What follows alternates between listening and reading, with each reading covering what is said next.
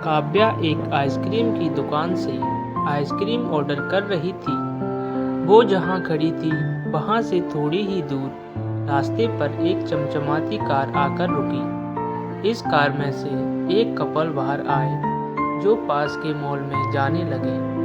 उस महिला की नज़र आइसक्रीम ले रही काव्या पर पड़ी।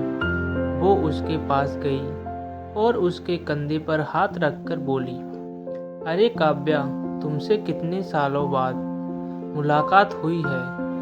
हमारी काव्या ने उस महिला को पहचान लिया। वो कोई और नहीं, उसकी कॉलेज की सहेली कविता थी। कविता को देखकर वो खुश हुई और उसकी ठाट बाट वाली जिंदगी से खुशी भी हुई और मन ही मन अपनी जिंदगी से तुलना करने से दुखी हुई। कविता ने उससे उसका हालचाल पूछा और वो वहाँ क्या कर रही है वो भी। काव्या ने उसे बताया कि आज उसकी शादी की सालगिरह है, इसीलिए वो और उसके पति इस आइसक्रीम पार्टी करने आए हैं। काव्या की बातें सुन कविता ने अचरज से कहा कि क्या तुम आइसक्रीम खाकर अपनी एनिवर्सरी मनाती हो? काव्या ने दुखी मन से कहा, हाँ, हमारी फाइनेंशियल कंडीशन इतनी अच्छी नहीं है, इसीलिए हमें सोच समझकर ही खर्चा करना पड़ता है। कविता ने अपनी बड़ाई मारते हुए कहा कि उसका पति उसे एनिवर्सरी पर लंदन ले गया था।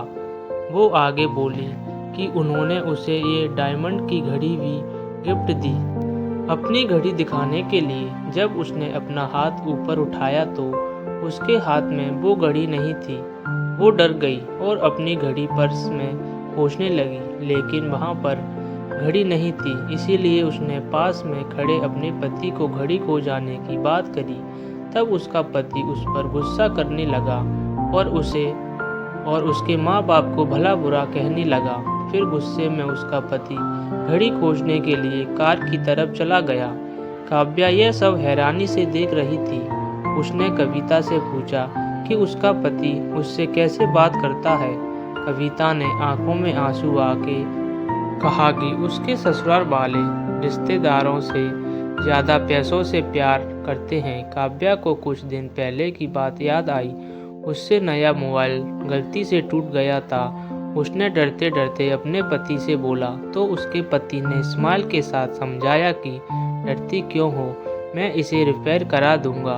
उसने आज जो कुछ देखा और महसूस किया, उसने उसे अपनी ज़िंदगी में पॉजिटिव दृष्टिकोण से देखना सिखा दिया।